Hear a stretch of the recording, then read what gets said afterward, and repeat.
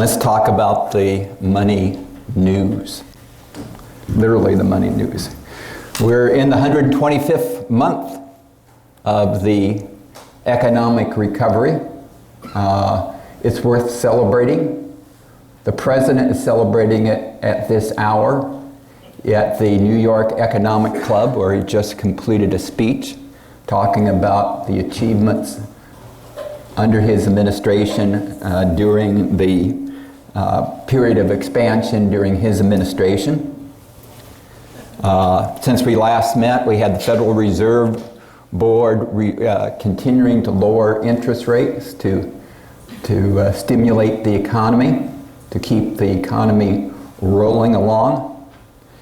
There is a growing consensus among Federal Reserve economists that we don't know how low the unemployment rate will go. So we should keep this party going until we start seeing serious signs of inflation. We talked in other classes about how this recovery is so much fueled by consumers. So thank you very much. You help all our pension funds do well. You're keeping people employed by spending so much money. There's a holiday season coming up. You can do your patriotic duty. Buy a new car, everybody. We'll talk about buying new cars later on. Yes, and many people are buying new cars. Some of whom can't afford it. And it's not just inside our economy that our spending is helping. When we compare it with other nations, our strengths are very apparent. American consumers are buying into this economy. If you look at where the growth of spending has occurred, the growth of the economy and the contributors to the economy's growth during the expansion, you see how much, can you see that the consumer has contributed to the economic growth of our economy? Not as much business or exports, but very strong growth in the consumer sector, and particularly in the most recent reported quarter. It's almost 80% was attributable to consumer spending. Now, once that consumer spending goes down, and inevitably it will, we may see some serious contraction unless businesses become more optimistic in making investments. But the economy, despite all this period of recovery and growth, there are elements in the economy not doing well. We talked at other classes about regionally that it differs fairly dramatically, at least in terms of employment. And we know a lot of the employment growth has been in the retail sector and in the leisure or hospitality sector. And those sectors traditionally are dominated by relatively low-paid jobs compared to other sectors of the economy. We also can see plenty of evidence that the Farm Belt is hit hard. And the hardest hit, not surprisingly, as it is almost in every problem, is the smaller farmer, the smaller merchant.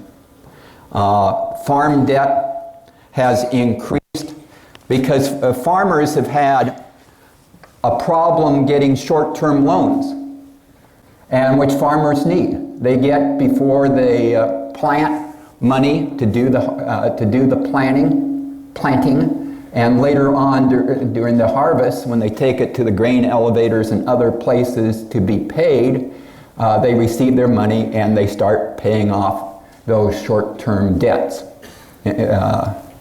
Now they are going to higher interest lenders because their credit lines are what local banks will provide them for the growing season is not enough to do their crops at an optimal level. So they're going, and where they're going now is areas in which there is a higher interest rate. And the supplemental lenders require the first dollar back. So when they go to the grain elevator to leave off their crops and get a check, those checks are immediately assigned to the loan company. So the loan company is paid back first, and then the farmers can have the money after that to pay back their bank lenders and to hopefully realize a profit. Question in the back. Mike, can you explain what first dollar back means? First dollar back, in the context I meant it, is that when these in a home mortgage, the first value in a home mortgage goes to the first mortgage holder. The second, after you pay off the first mortgage holder, you pay off the second if you have a second. But this is different. These short-term, high-interest loans, to get the terms that they needed, those short-term lenders said, no, don't. Before you pay back the bank, you got to pay us back. As a matter of fact, to ensure our payment, you have to sign an assignment agreement that the check is paid by the grain elevator directly to us and not to you. Yes?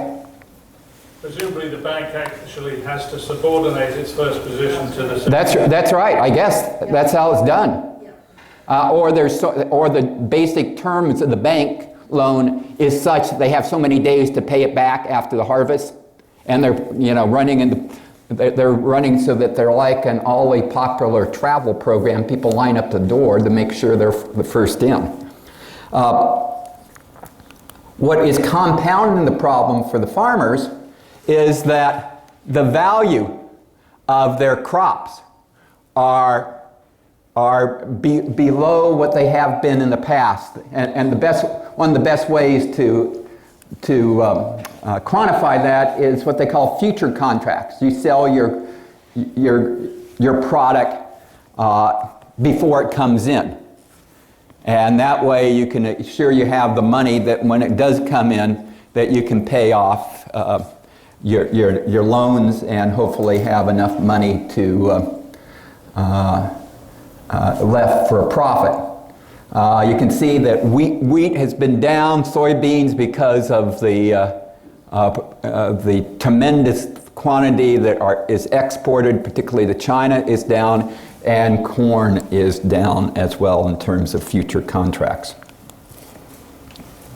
So one story that we've been following this semester is this economic recovery.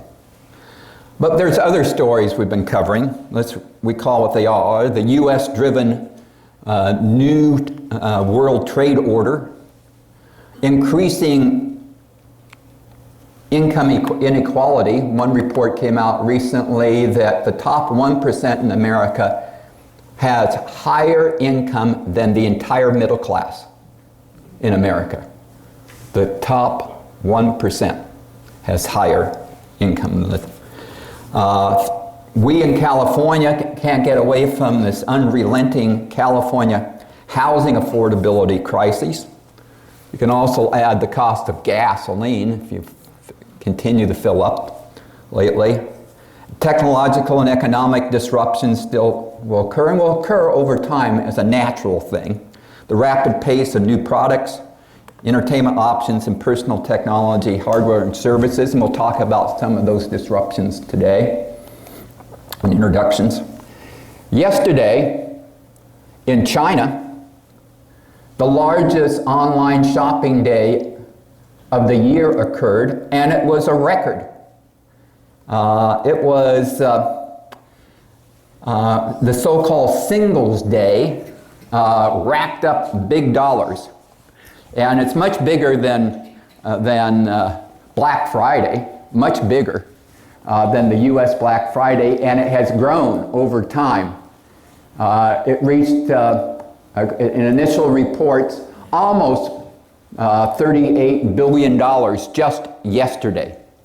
And Chinese and others spending money on such services as Alibaba, which is the Chinese, if you would, Amazon. Yes? What is the occasion? Singles Day. It was originally done, people celebrating that they were still single. And that they had discretionary income. Remember those days? No, I don't remember those days fondly. I don't remember those days. Some of you may. Maybe some of you are single now. Maybe the consequence of being single now has made you not so prosperous anymore. Now, another big story is, as we're talking about the World Trade Order, we still have hanging fire our trade negotiations with China. The president keeps saying that the negotiations are going well and the Chinese want a deal more than we want a deal. I sense the farmers want a deal. I sense the farmers want a deal. And I think a lot of corporate America wants a deal. They want to know what the rules are. They want to know how much it's going to cost and if they need to move production somewhere else or their supply chains someplace else. There was a report last week that the Phase 1 agreement the President already announced that was a done deal, just need to do the paperwork. The paperwork is getting close to being done, but the Chinese want to roll back on some of the previous tariffs lifted. The President said on Friday he hasn't agreed to that, so we'll see what happens on that. Of course, another big story is the alarming health care increases. I guess some of us feel differently because of our own experience now in this part of our life in which almost everyone in this room is or will soon be covered by Medicare, and those who are in HMOs and other Part Cs don't feel nearly probably as severely, though I'm probably underestimating that, than people who are not covered by Medicare or other programs. But we're going to talk about health care costs again today. Intended and unintended consequences of federal deregulation of the energy and financial sectors. We'll talk a little bit about that, and we'll talk about some fun stuff. Yesterday, over the weekend, the CEO of Kaiser Permanente, the largest healthcare provider in California by far, the largest insurance company in California, health insurance company by far, died at the age of 60. The cause of death, he died in his sleep. The cause of death wasn't announced. When you look at the dominance of Kaiser in the California marketplace, that's Kaiser. $54.6 billion in premiums, followed by Anthem, Health Net, Blue Shield, but you can see just the hugeness of Kaiser. And it's been a difficult time for Kaiser. They were once identified as having one of the best labor management practices and policies in the healthcare industry, and it's been in the past few years been the subject of strikes or job actions. Here's something that came out just the other day in the New York Times, in which they reported on a study that counterintuitively came to the conclusion that family leave policies based on the premise that will help people get back to work after having the child and initially caring for it, doesn't always turn out that way. In fact, in California, where we have one of the nation's either most extensive benefits in this area. 1 out of 4 does not come back, or at least they encounter low wages later on. Now, that study will be cited by many to try to prove a point, but there are some caveats. And the story pointed it out. If the goal is to keep women working, other things seems necessary, says the article, beyond several weeks of paid leave. One would be subsidized child care. Come back, who's going to take care of your child, right? Can also be helpful if fathers take leave and change their work and family routines alongside women. Countries that give men incentives to take paternity leaves have seen more gender equality at work and at home as a result. Anyway, that study is now out. The GM strike is essentially over. Ford has basically reached an agreement with the UAW on the unionized plants that are patterned along the GM lines. Who won, who lost, that used to be the argument after, or the debate after a strike. Well, it's not clear, but we know that GM is happy by the results. They lost the money short term, but they didn't get a whole lot of restrictions on how they could operate their business going forward. So, and GM is investing a lot of money now into electric vehicles. They do see electric vehicles as part of the future of their company. Not only, of course, in America, but worldwide. And that's a very expensive proposition to move to a new technology in an extensive way that GM is planning. Right? Yes. When GM had electric cars in the 90s, Yes. and they had to use the police to get those cars back to them, Yes. why can't they use the same equipment and information that they gained at that time? You mean about their experiences then? Yeah, I mean, some would say that the initial electric vehicles was really more of a PR program than a serious program to develop a large and sustainable market share in the future. But I'm sure they learned things from that. And they also seen that other countries, particularly China, is putting a lot of emphasis on electric vehicles. And will probably license some of those technologies. And the American automobile makers, particularly GM, want to be on the front edge of that technology so that their future is solid. But in the meantime, it's very costly getting there. Very costly getting there. Okay, let's move on.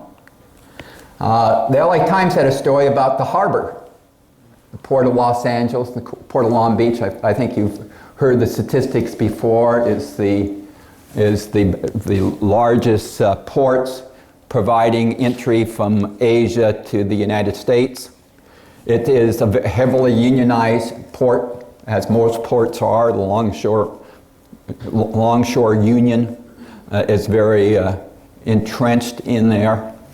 But there's a story of a technological fight now between the truck drivers and the stevedores and others that unload the ships, and the use of technology.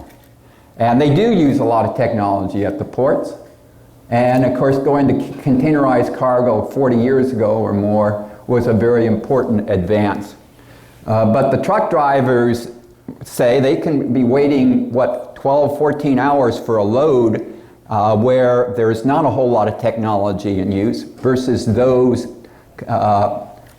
ports and companies that use robots in which it can just be a few hours. And to an independent business person like a truck driver, that can make or break them, how long they have to wait down at the port to get a load and then move it out to the destination. Let's move on. Financial markets. Markets are nearly at their top now. Last week, the Standard & Poor's and most of the indexes reached 5 straight weeks of solid gains. Since we last met, the Standard & Poor's index went up 4%. 4% in 1 month. At 23% for the year. 23%. How did that translate to some money I had in one of our accounts? And I looked yesterday, Pat, 22.5. So I guess we're tracking pretty well the year-to-date total of 23%. That's a gigantic appreciation in value. And you would expect, and I'm not making a prediction, and don't make an investment decision on it, but I think you can make a good argument that should a Phase 1 China deal occur, and there is at least a temporary lessening of tensions in the trade area, that will give a stimulation to the stock market, unless, as they say, it's already built into these prices. I think there's probably some places still to go. You think Trump is kicking as a silver bullet? Well, I think it's there. It's a stimulus, at least short term, to the stock market. It doesn't necessarily mean it gets to the real world, but to the stock market. I think his advisors are advising him that get the deal done. Get the deal done. Why should he rush it? Why didn't he wait till he really needs it? Well, it has to be done by the first part of December, because that's when the next round of tariffs come into place on China that he has announced. And we have a milestone this week in terms of European tariffs that we'll talk about in a few minutes. The Saudi Arabia oil company, known as Aramco, is about to go public so that a portion of their value can be held in stock. It's likely to be one of the largest, if not the largest, initial price offering ever placed before the market. This will allow the kingdom in Saudi Arabia to take some money out and use that for their high level of social spending, particularly among their native population, and for their military spending. That they need the money. Yes. The Wall Street Journal was saying that the Saudis, they want $2 trillion, but the Wall Street Journal is saying it's more like a billion, $1.5 billion. Yeah, is it a lot of money. Rich brought up a good point. The Saudis think it's worth the share. The valuation is at one level, 2 trillion, but it's been estimated by some of the underwriters to be more like 1.6 billion. And there's a reason why. And let's talk about some of those reasons. And they included that in a 658-page prospectus. 658-page prospectus with footnotes.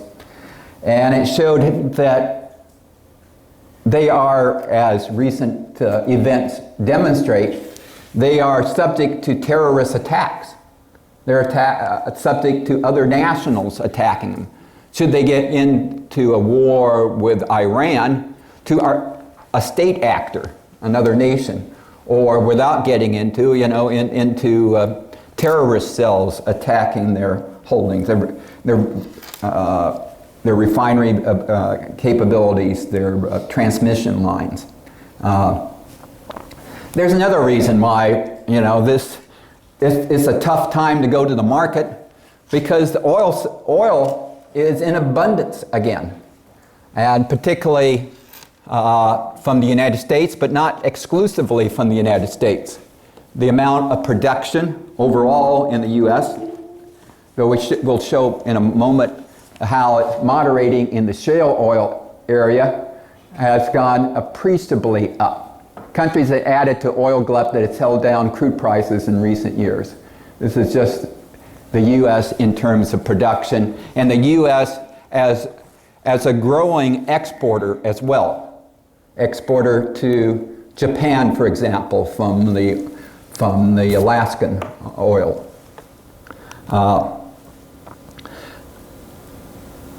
Oil supplies are in such abundance that many of the companies in America that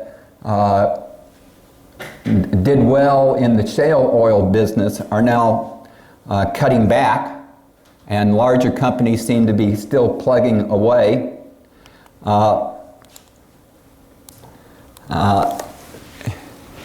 If you look at the production from these wells, they're going slightly down, but they're still up significantly, still up very significantly.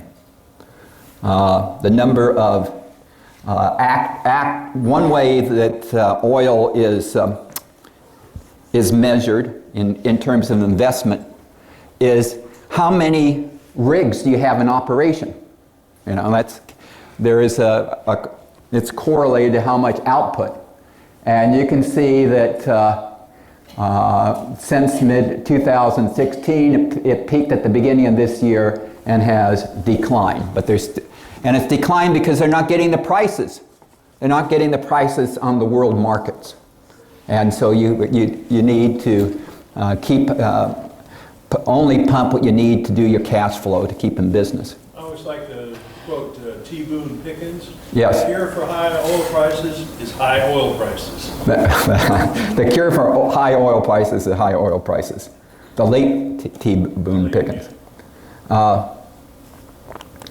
And there are other places in the world in which oil is coming onto the market. Let me show you some of those. From places that, some which you might suspect, but others you might not suspect. New production of oil in Canada, in Brazil, in Norway, in Guyana, in which more oil is coming onto the market. They found oil there, they're effectively getting it out of the ground. And if Iran and Iraq ever got efficient in oil production, there would be a further glut in the world on oil production. Deutsche Bank, the large and now troubled bank in Germany, comes out every year with their worry list. You know, that doesn't sound very up. Time for the holidays in Germany. Let's come up with something to worry about. Sounds very German, doesn't it? Let me go, and this is kind of small type, but let me go over their top 5 or 10 here. Continued increase in wealth inequality, income equality, and healthcare inequality is their number one risk to the financial marketplace. Number 2 risk, phase 1 trade deal, meaning the U.S.-China, remains unsigned, continued uncertainty about what comes after phase 1. 3, the trade war, uncertainty, continues to weigh on corporate decisions. 4, ongoing slow growth in China, Europe, and Japan triggering significant U.S. dollar appreciation. 5, impeachment uncertainty and possible government shutdown. 6, U.S. election uncertainty, implications for taxes, regulation, and spending, capital spending. 7, antitrust, privacy, and tech regulations, and so forth. So there's a worry list. What might move the markets in the next couple of weeks? Well, there's a few things. One, the China phase 1 agreement needs to be done by December 15th, or that the next phase deadline has to be moved back. The President spoke before the Economic Club today. He said we could be doing much better if the Federal Reserve would allow us. He also said he would be for negative interest rates. That is, that the central bank would charge, banks would in effect charge corporations for holding their money.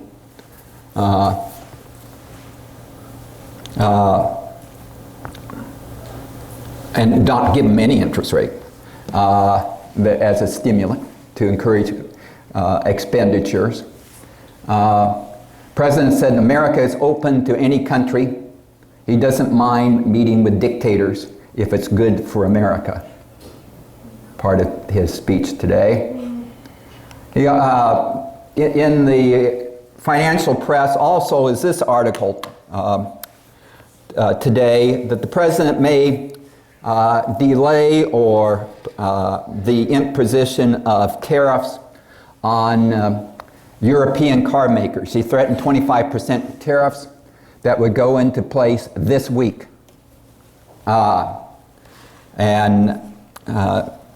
German car makers have appear to effectively counter that in lieu of having those come into place, they will increase their capital spending on their plants in the U.S.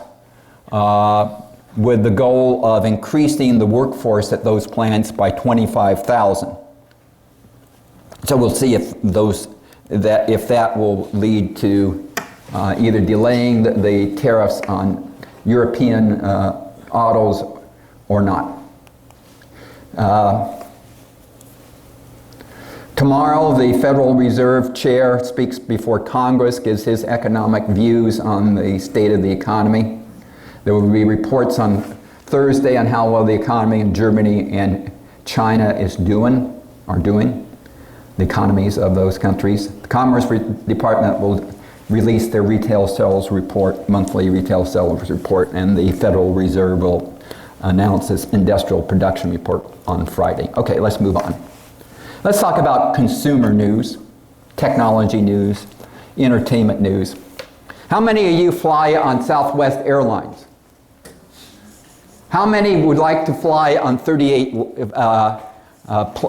aircraft that haven't been fully certified by the FAA? Don't worry, they're the oldest planes they bought overseas. From airlines in Russia, Argentina, Turkey, China, and Canada. That somehow that those planes still are flying, but they have not been certified to the U.S. standards. Well, that's not great. Well, how about this? I want the Canadian ones, I don't know what we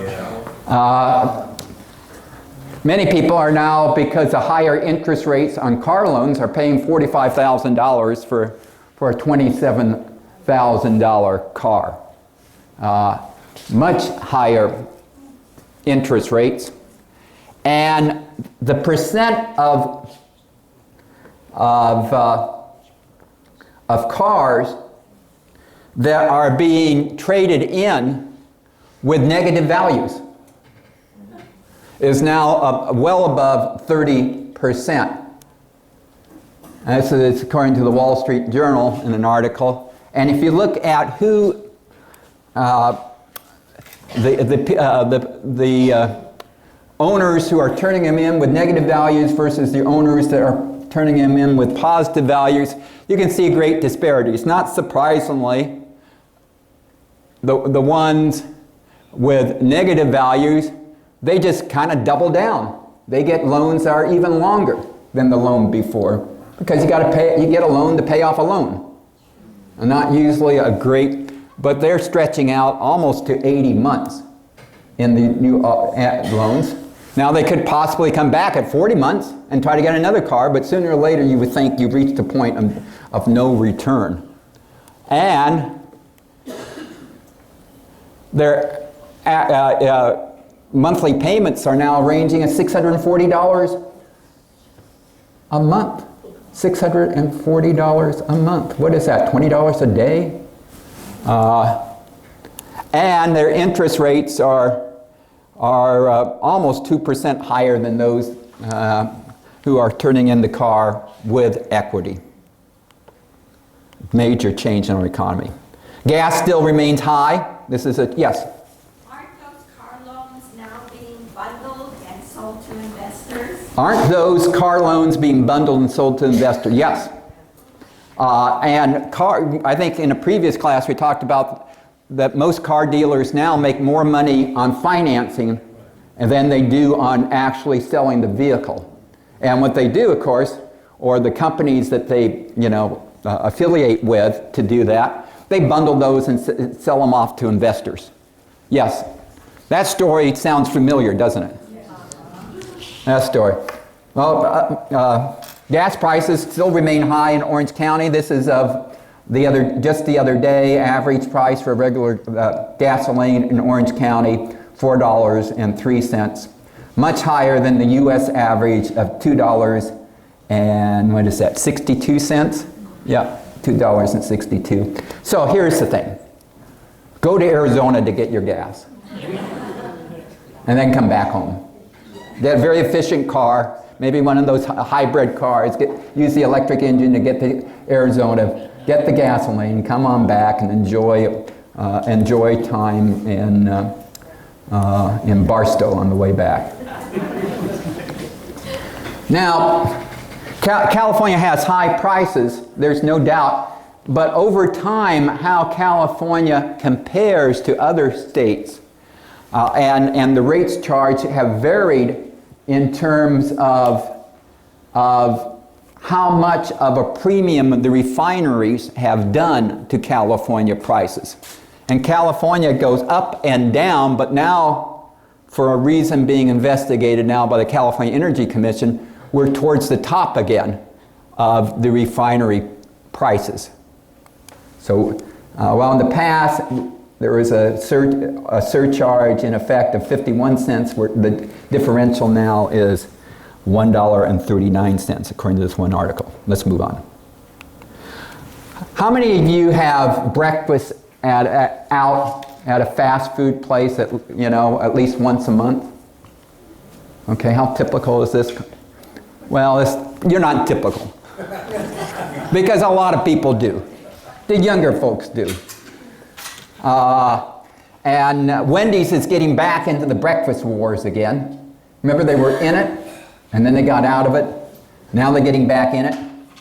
Because breakfast traffic and the growth in the fast food industry has been primarily in the breakfast area.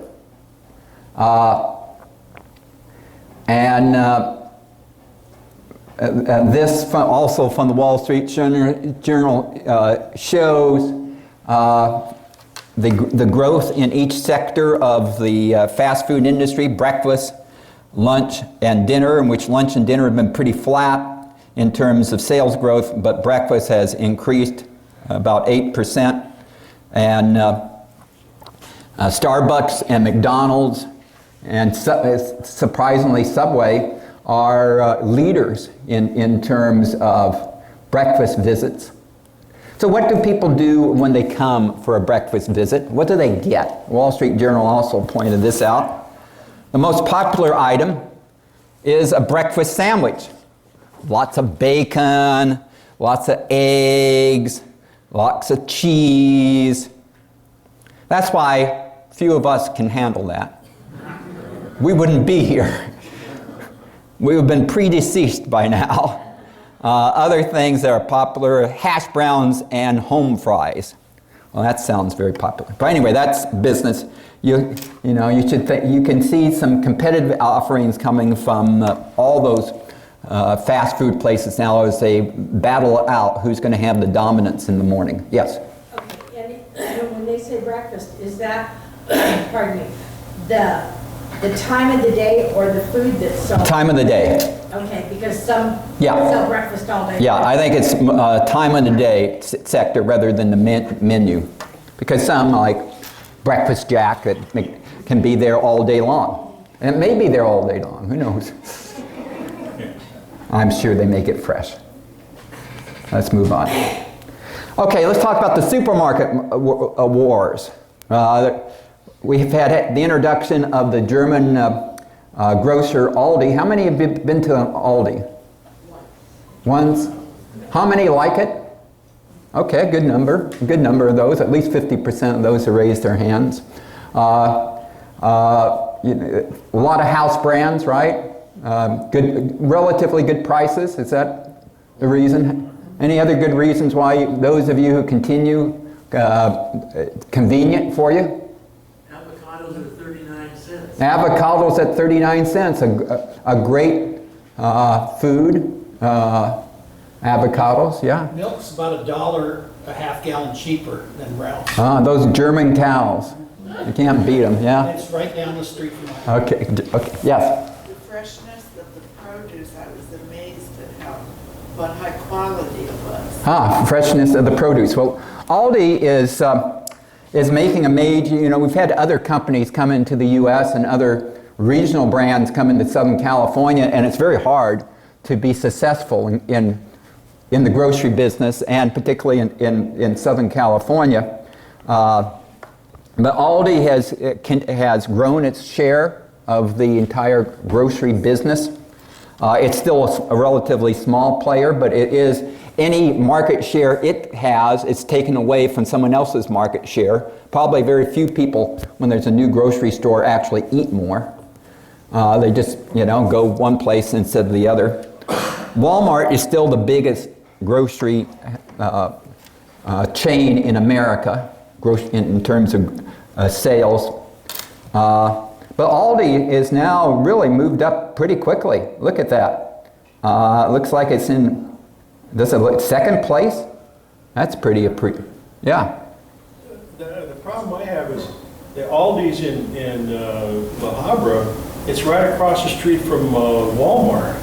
Whoever picked that location for it was an idiot. Yeah, Rich talks about the location. I should note that this chart is of growth, not in total sales. This is just the growth. So that's why it didn't seem right that Aldi would be so high already, but in terms of growth of sales.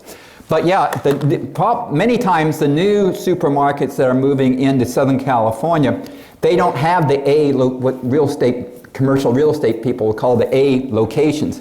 They have to oftentimes end up in the C locations, somewhere that's already vacant, because many grocery stores will, when they close a store, will allow it to be sublet, but not to another grocery store.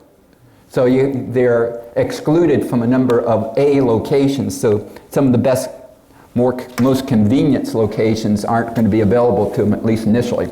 But the biggest news is that Amazon is going to test a third concept in Southern California. They're going to start in Woodland Hills. It was announced yesterday. It's in the paper today. And it's not going to be a Whole Foods. And it's not going to be one that is a convenience store in which you can check out yourself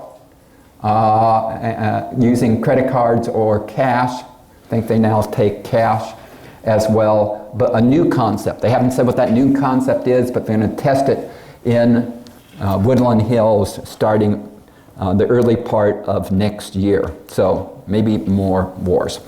But there is no area that is being more disrupted now than in the entertainment business. Look at this ad. And it's hard, at first you can't see what I'm pointing to, but I will make it easier for you. And that is, here's an ad I was looking at the other day for the highly rated, or reviewed so far, movie by Martin Scorsese, The Irishman, with De Niro and Pacino and Pesci. That is being produced by Netflix. So here's the interesting part. The ad that was in the entertainment section, it says, now playing in theaters and on Netflix starting November 27th. Doesn't that seem odd to you? But it just seems like that the world has changed from since we've been growing up, that you would have movies in the theaters and then they would go to DVDs or videos, go to, you know, rental videos, and then they would go to like cable TV, what have you. But Netflix, being such a big player in this area now, big producer themselves, they essentially go to the theaters just to get eligible for the Academy Awards, and then they come back to Netflix. And what's happened today is a big day in the world of streaming video. Today, the new Disney service hits that is likely to be a big disruptor and is likely to be at least very popular. We'll see if it becomes financially successful. There are actually 3 different types of new video offerings occurring. There are some like what are known as cable killers, in which you buy a whole package of services that is an alternative to having cable TV. Sling TV has a whole package of 30 or 40 different services or more that you can buy.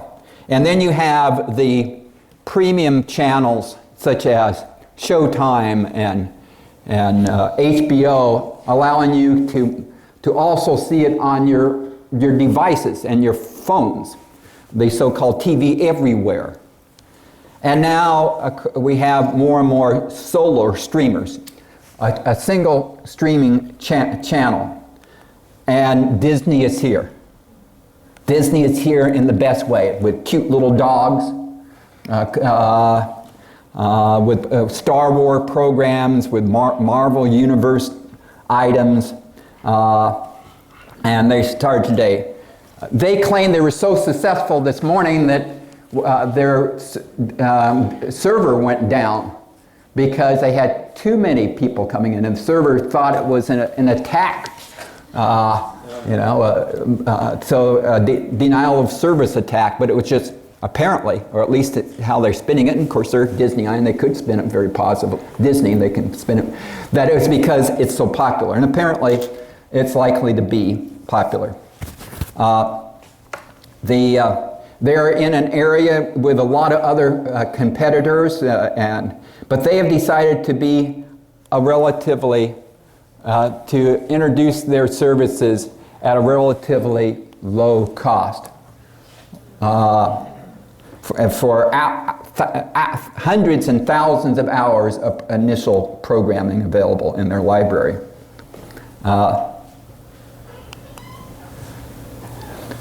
The cable TV industry is being disrupted. It's been disrupted for a while. The number of people who are adults who have dropped cable TV continue to go up. Now at 40 million people have dropped their cable subscriptions, and the projection keeps going higher and higher. So if you had cable TV stock, if it wasn't for the broadband aspect of it, that is the internet aspect of it, you may want to reconsider. Now, yeah. Does that include satellite or is it cable? Well, on this chart it says cable, but I believe that services such as the Dish Network, Dish, and DirecTV have also have had a hemorrhaging of subscribers. Now, a Wall Street Journal poll that was done recently with the Harris Organization on streaming services found, and this is a type of marketing 101, how much you're willing to pay. By the way, most people are willing to pay more because they'll get their foot in the door, and then the rest of their body will be brought in over time. The amount, $44, the amount Americans are willing to spend per month to stream their entertainment. 3.6, the number of streaming services Americans are willing to pay for, according to this one study. And 20% of the number of cable or satellite TV subscribers considering cutting the cord within the next year. So this is going forward.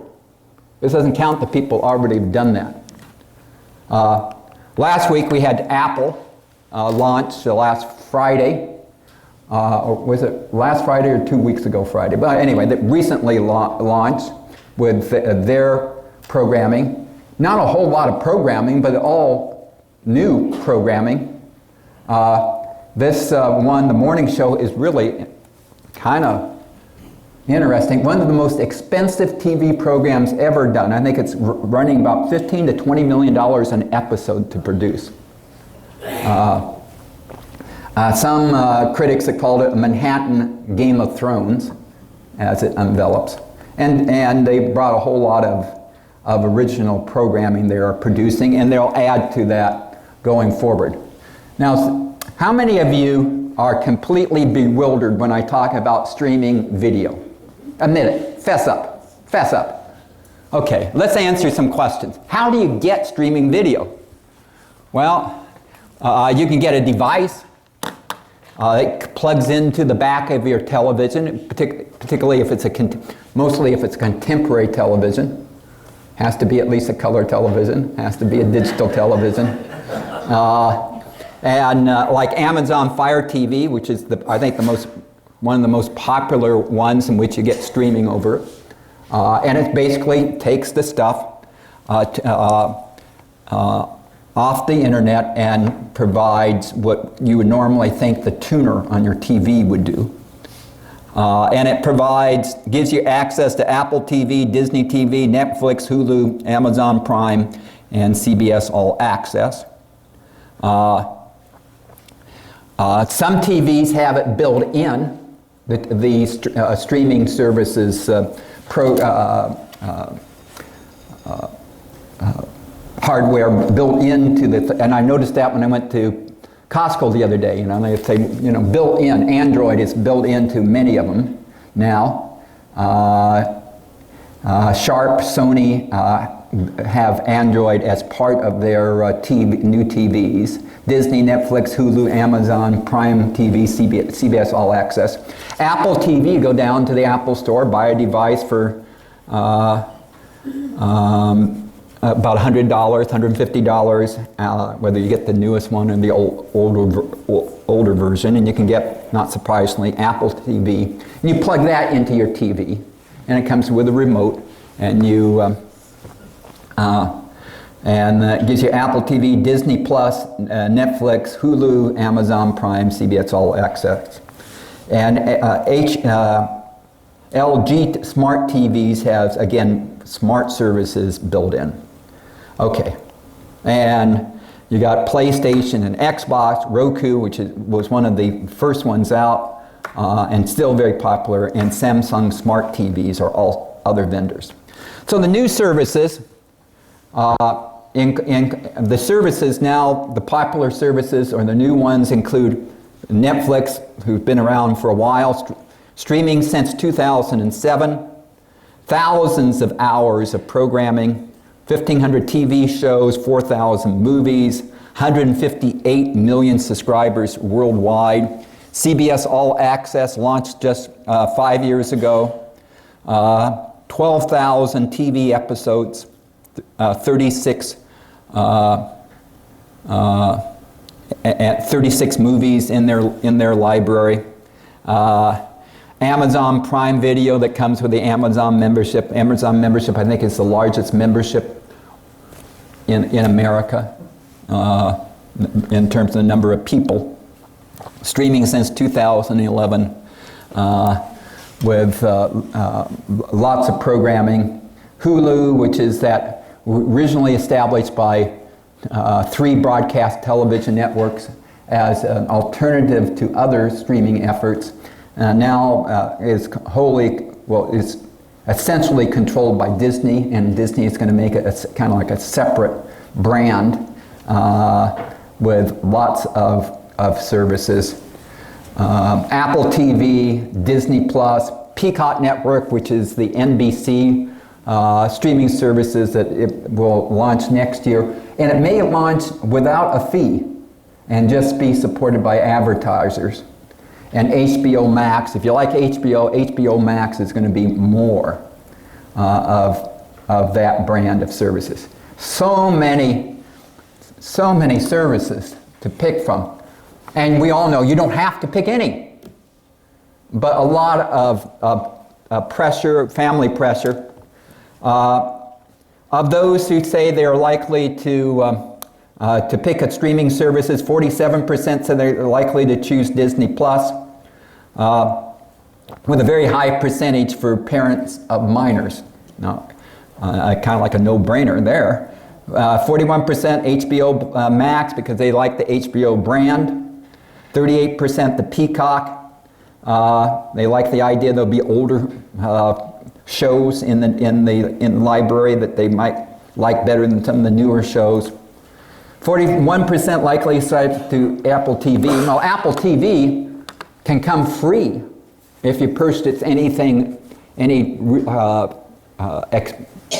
moderately expensive Apple device for at least the first year, so kind of build in.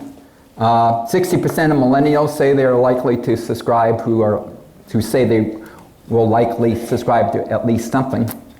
But here's the bad news for Netflix. 30% of Netflix subscribers likely to cancel to make room for the new streaming services.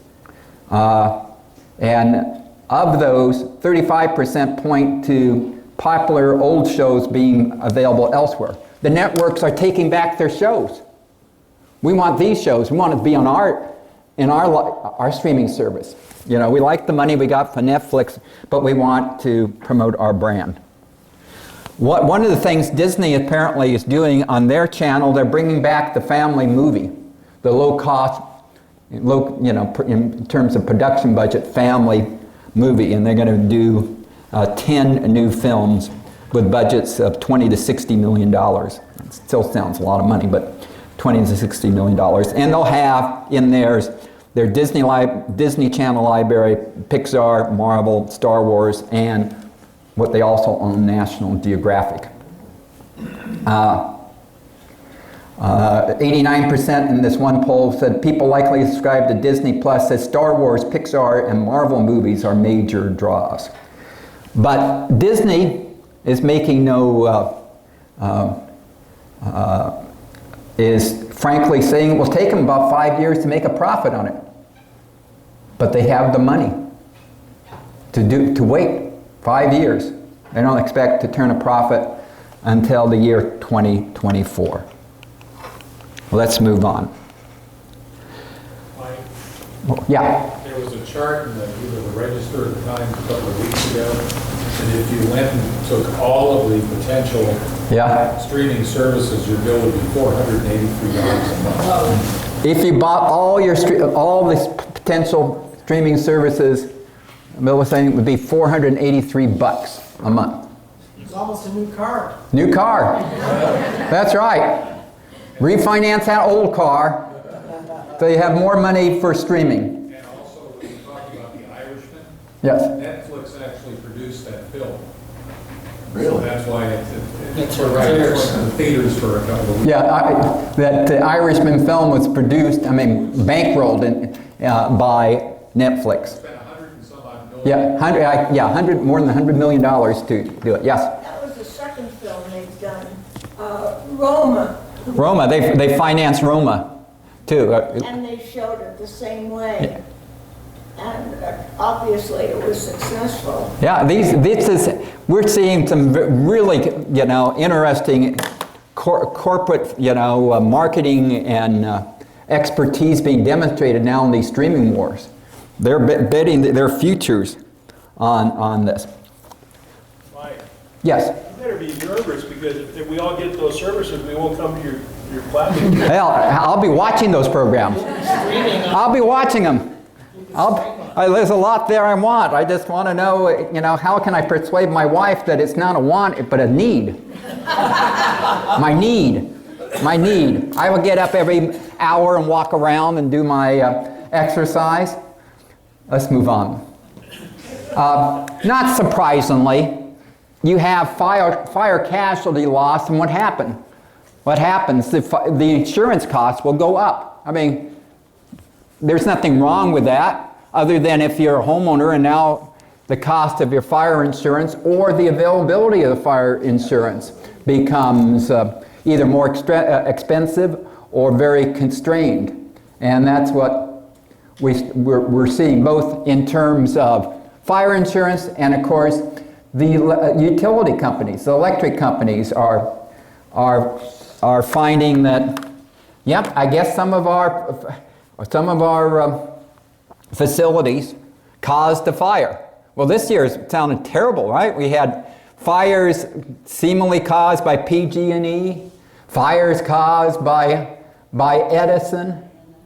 Who else caused some fires? LA Department of Water and Power. It seems like a trifecta so far. So hold your wallets. And some of us, including moi, we're near fire areas. The availability of fire insurance and the cost of that be interesting when we next get our annual proposal. Hopefully we'll get an annual proposal from our insurance company. Okay, how many of you know about making charitable deductions using your RMD, called the Qualified Charitable Distribution? I already made a couple of contributions this year, and now I'm kicking myself. I could have routed them through the Qualified Charitable Distributions and actually receive a tax break. Under the new tax law, I'm not itemizing anymore, so there's no real standard and no real tax incentive. But if you're not familiar with that, and if you're more 70 and a half and older, and if you have money that in IRAs, then you can look at qualified charitable distributions. Contact your provider and get the details. My provider requires a special form. You got to send it. You got to submit it either online or by mail, and then you have to note it to your tax preparer because it's a little tricky to follow. So you want to get it listed right. And you have to do it before you take your full required minimum distribution. If you do it after you've done your distribution, it's too late to get the tax deduction. Now that we have so many online services, not surprisingly, one of the fastest growth industry is online loans. Those that use their phones a lot for transactions now can just simply on the phone get a loan. What could go wrong? Well, you don't have to go to one of those payday lenders and walk through the line and see all those losers around you. You can be a loser at home in your own and pay your auto loan. Pay your auto loan. Anyway, that's and of course, not surprisingly, it's a very high interest rate. Many of them. One thing surprising, according to reports, is that home equity loans are not nearly as popular as they were in the 2000s, the early 2000s. I wonder why. And people were burned and aren't going back to that. Now the interest rates are going down from the Federal Reserve. Of course, interest rate accounts offered by financial institutions are following the same way.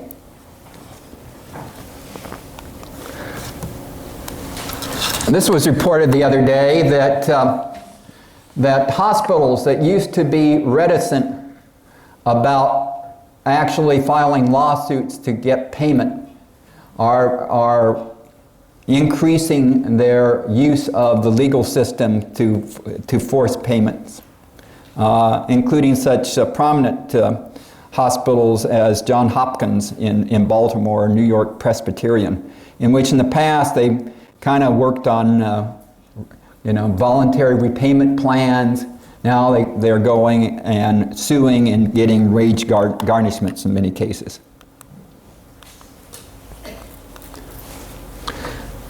When is this going to end? When is Sears just going to say we're out of business? They're closing 11 more stores, including the Buena Park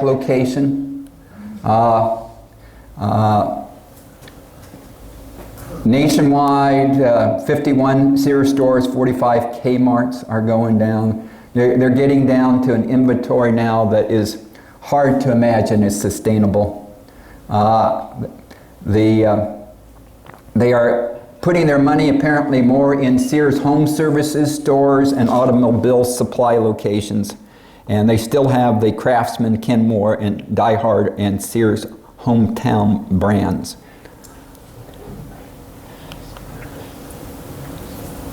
Macy's went out, relocated in West Los Angeles, but in their old location, a fairly high-tech office complex has been carved out.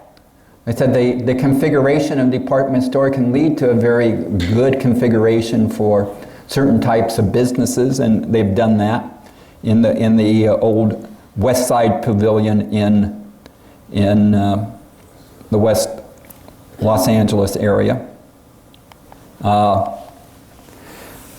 Those of you who visit New Jersey, I can see some of you might. Who doesn't want to go to New Jersey? We'll have the opportunity next year to go to the largest indoor mall and theme park in the Western Hemisphere.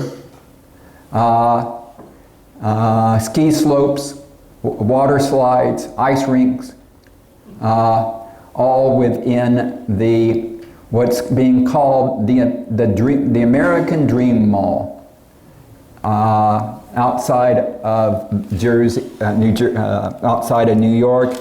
The blue area in this chart, if you can see that, is the entertainment area. The green area, or the blue area, is the retail area. The green area is the entertainment area, and the food is in black, but it's going to be one frickin' big mall. Bigger than the Mall of America? Yes, bigger than the Mall of America. Okay, let's end, well, let's see how long this will take. I think we'll either end on this or end on another one. Let's talk about healthcare costs. Remember we talked before about the high cost of healthcare in America, and we talked about how healthcare system in America is very much took a major change in direction during World War II when businesses seeking to attract employees started to offer medical benefits because it was not controlled by wage price controls during World War II, and how employers have been the principal method for employed people to get health insurance. We know that prices keep going up in the healthcare area. This is a recent one, 26% rise in drug prices among some of the, based upon the filings with the California insurance commissioners. The California insurance commissioner can't regulate the prices, but can require them to submit their financials. We talked before about family coverage, typical family coverage. The cost of a premium for family coverage is now $20,000, mostly offered through employers with some employee copay of the premium. And that's a record. And the deductibles that are the response of the employee or the covered person continued to go up. And workers' earnings. This is why this becomes such a troublesome thing. Workers' earnings since 2009 have gone up 25%. Family premiums for medical insurance have gone up 50%. Deductibles that the employees or the covered person is responsible have gone up more than 150%. And we also have seen before that when you look at per capita health spending, we spend about $10,000. This is now on premiums and out-of-pocket expenses in the U.S. or through government programs $10,000 per person in the U.S. That's essentially twice as high as what you find in Germany, Netherlands, Australia, Canada, France, and Japan, and 2.5 times more than in Great Britain. Medication prices in the U.S. were the highest in the world. Here's one drug, Humira, $2,500 in the U.S., $980 in Japan. This is a brand name, $1,164 in Canada. But it's not just the level of cost, or it is the percentage of the gross domestic product of that nation. So if you compared apples, how much of that economy is going in to health care? Well, in the UK, it's about, what, 8%? 9%? 9%. In the US, it's over 17%. Essentially, almost twice as high as other developed countries. So why? Why? Well, while we have 90% of America now covered by, in one form or another, by a private or government health care, and that's seems very high, most of those other countries on that chart are more like 99 to 100%. We have the highest proportion of private health insurance among those countries at nearly 55.3%. How about our health statistics? We're actually ranked second among those countries, second lowest in smoking. However, we make it back in weight. An overweight or obese population of 70.1. The range for the other country, 23 to 63, the median was at 55%, so significantly overweight. Life expectancy, the lowest of the 11, at 78.8. The mean of those other countries are 81. I think in part of that has to do with the diversity of Americans, as opposed to, that contributes a little bit to that, and income inequality too. Infant mortality was the highest. We have a similar rate of hospital utilization as the other countries. Almost the same number of physicians and nurses as the other countries. Comparable number of hospital beds. A higher utilization of the imaging technology, such as MRIs and CTs, and those are costly technologies. But if you look at what patients are treated for, according to this one study, we're pretty similar to other nations in terms of such things as heart attacks and pneumonia, pulmonary issues, and replacements. So why? Mike? Yeah. About 2 months ago, there was a big thing in the paper about so many of our pharmacy products were made in China, and it was a security. They were talking about how the Chinese could cut off our medical. Why is our medicine so expensive it's being made in China? Why is our medicine, or at least some medicine, so expensive if it's made in China? Because it's priced in America. Yes? I believe that there's not a single antibiotic that's now manufactured in the United States. They're all manufactured overseas, specifically in China. So, it's a big antibiotics, you say, are primarily done in China, yes, not in the U.S. That's interesting. So what are some of the cost drivers? Well, drivers for higher costs in America. Higher administrative costs and marketing costs. 8% in the US versus a range of 1 to 3% in the other countries. Pharmaceutical costs per capita, $1443 in the US versus a range between $466 and $939 in other countries. So, something that no physician, and I'm not saying this is not a good number, salaries of physicians and nurses were higher in the US. For example, generalist physician salaries, $218,000, compared with a range of $86,000 to $154,000 in other countries. Now, and you can say, you get what you pay for, right? If you're a physician and you want to be well compensated, it sounds like you either not be in those public systems in those other countries or you come to America. How much is that as a result of malpractice costs? Well, that's an interesting thing. We're going to talk about malpractice.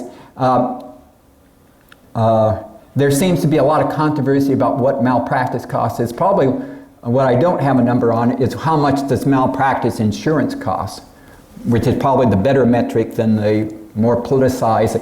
It's a major driver to, it's a relatively small driver. I don't have that number. That'd be a good number to research. So when you get down to it, why the U.S. healthcare costs more is because it costs more. Because of the cost drivers, are the labor inputs are higher, the marketing inputs are higher, the administrative costs are higher, the drug prices are higher. You look at some of the specialty areas in terms of the U.S. and Canada. I think that's somewhat comparing apples and apples. Specialist physicians in Canada, the ones in gray, and in the U.S., the ones in blue. You see, nurses are quite comparable, and actually, in terms of EMTs and paramedics, a slight edge to the Canadians. But the medical area. Even the AMA published an article about the high cost of healthcare, and then came down to, it's those factors. It's those three primary factors. The administrative marketing costs, the drug costs, the labor costs. So what are the policy options? Yes? Do those costs change if you look at it state by state? Probably. Oh yeah, I mean, it's like anything else. I would imagine West Coast, the California or Southern California, Bay Area, New York, Connecticut, much higher than in Nebraska or North Dakota. Yes? I was dismayed to find out that the government, well, let me back up. This last year, I have paid more for my insurance and have gotten less. The cost to me skyrocketed, and the same happened in the pharmaceuticals. So I called the pharmaceutical company and I asked, how can I lower the rate? And I was told, go into this government plan where you mail in and they will mail back. And I said, but I have a pharmacist who has known me for over 30 years, and all of my information is in a computer that goes to the hospitals, the doctors, and they have everything about me in one place. And I said, I don't want to give that up. Well, sorry, that's all we can do for you. So they're putting the independently owned pharmacist out of work, or they'd like to, and they're not considering what is best for the patient. Point, and it's a very well presented point. Some of the bottom lines is you're getting less value and paying more. Your local pharmacist that has extensive experience with you and your pharmaceutical history is being displaced by such alternatives as mail-in services that you fear, and probably justifiably fear. It's not going to provide, be attentive to your needs as much as in order to lower the prices. Yes, question in the back. Good point. My malpractice insurance costs are by specialty. So for example, anesthesiologists are really, really high. Yeah. And that's why a lot of cardiologists and other people are going out of business. They're closing and going into less expensive specialties. Malpractice costs, as pointed out, it's higher based upon the specialty. As anesthesiologists, but you do want to wake up afterwards, and you don't want to wake up during the operation. Have the highest rate or near the highest rate. Yes, in the back. Advertisement of drugs. Yes. Is a few years ago was never even heard of. Now it takes up lots and lots of your TV time.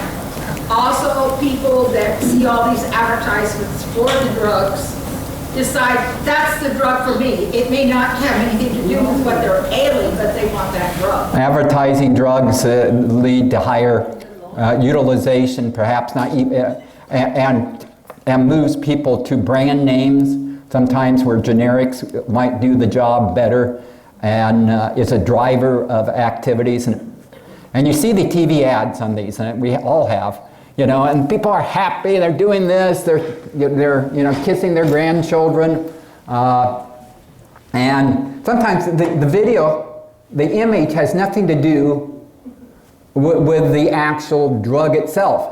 Sometimes, like on the psoriasis one, they actually show psoriasis before and after. That's at least, but others are not nearly as, and I'm always scared to death by listening to the potential side effects.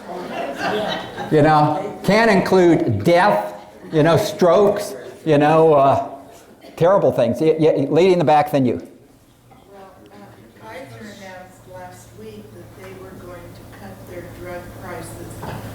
Switching to mail order. Who? Kaiser, yes. Drop prices if you do mail order, yes. Yes.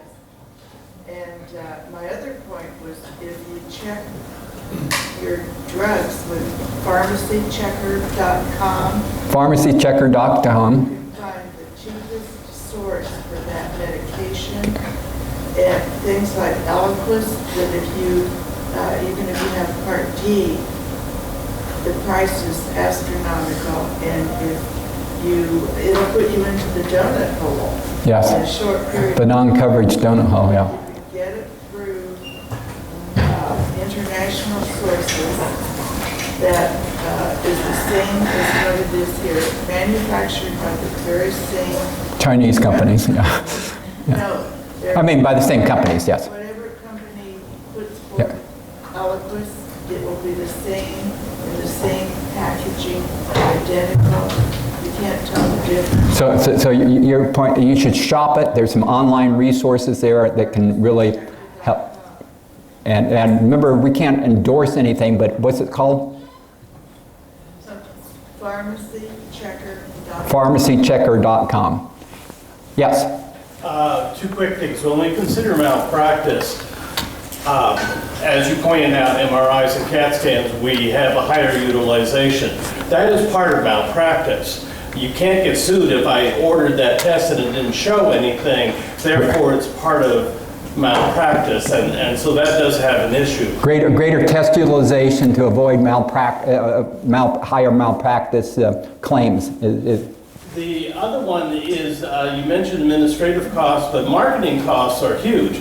I mean, whatever profit you get from your stock in Blue Cross, Blue Shield, Aetna, United Health Plan, whatever, all that marketing, the money that the salesman got for selling you the policy, all of that is a big chunk of the healthcare dollar.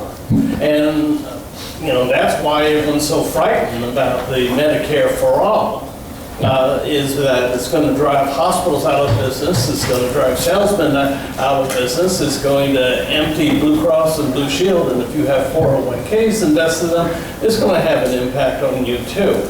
So that's all part of the health care dollar that doesn't go actually to providing health care.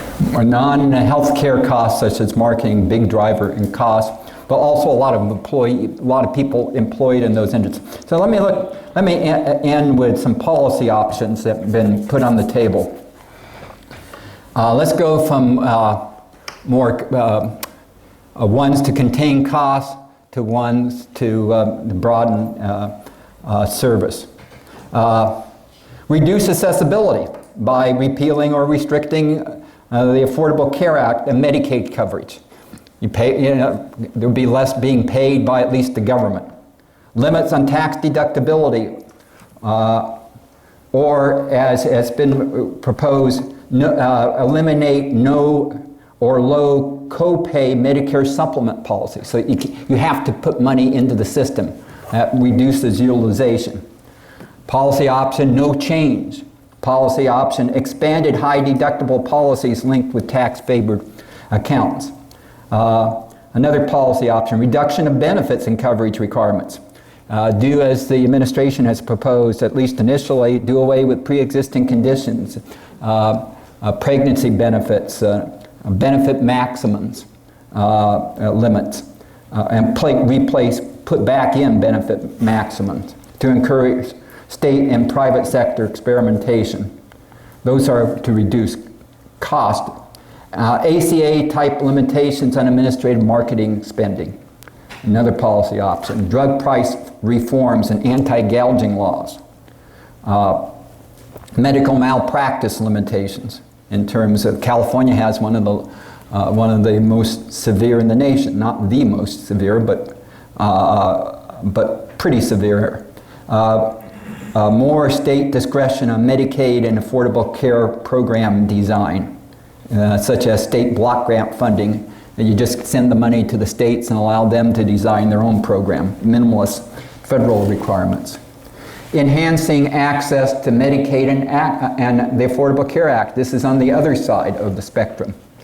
We're at 90%, why can't we be at 100% or 95% or at least 100% of the, quote, the legal population, or 100% of the entire population. Enhancing benefits that are not in Medicaid and Affordable Care Act or are limited in it, such as dental and eyeglasses and hearing and expanded psychiatric.